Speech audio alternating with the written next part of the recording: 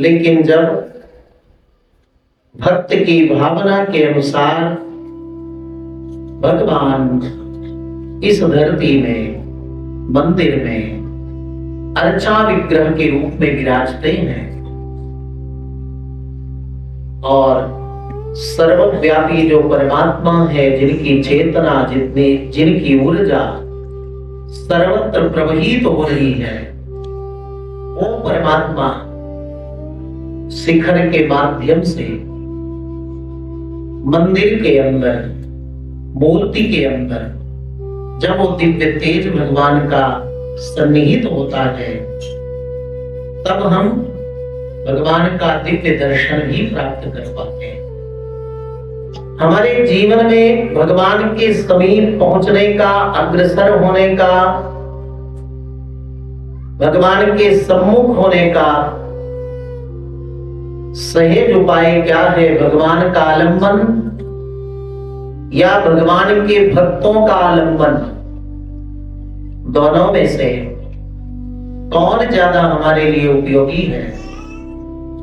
तो आप जब समस्त पुराण आदि का चिंतन करेंगे तो उसमें पता चलेगा कि भगवान से अधिक भगवान के भक्तों का आलंबन, भगवान के भक्तों का चरित्र, भगवान के भक्तों की कथा, भगवान के भक्तों का अनुग्रह, भगवान के भक्तों की रहनी सहनी करनी हम लोगों के लिए अत्यंत कल्याणकारी है, अत्यंत उपयोगी है, अत्यंत हमें शिक्षाप्रद है।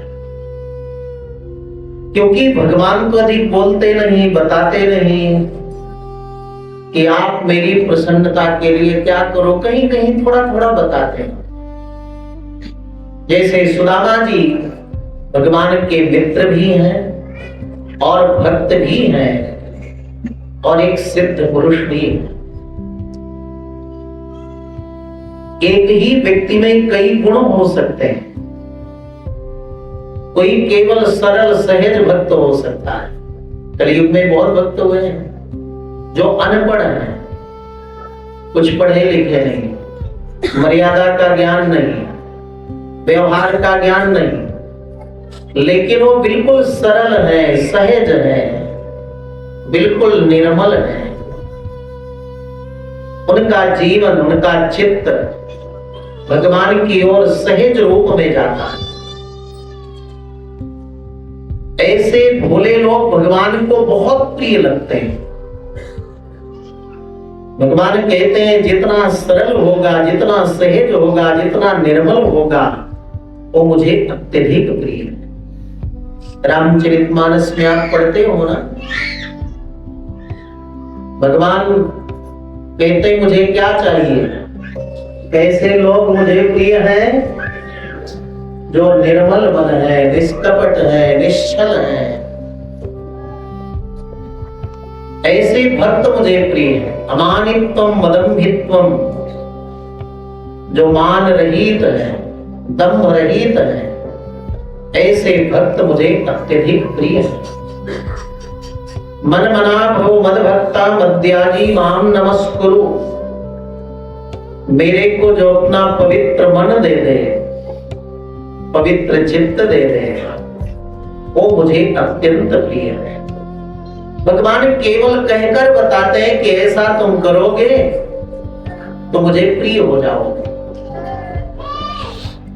जहां जहां व्यक्ति की आसक्ति है, वहां की आसक्ति त्याग कर मेरे प्रति आसक्ति करने लगे तो मुझे अत्यधिक प्रिय हो जाता है।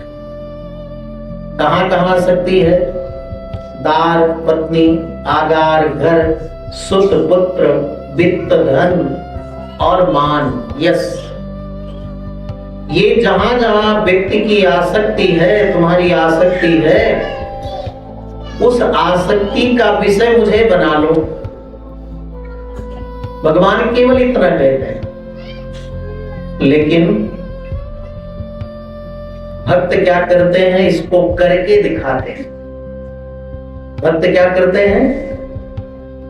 ठंडी हो, गर्मी हो, वर्षा हो, घर में कितना काम हो, लेकिन सुबह 5 बजे सावरिया सेठ की आरती में आना है तो आना ही है, भोग आरती में आना है तो आना ही है, शयन आरती में आना है तो आना ही।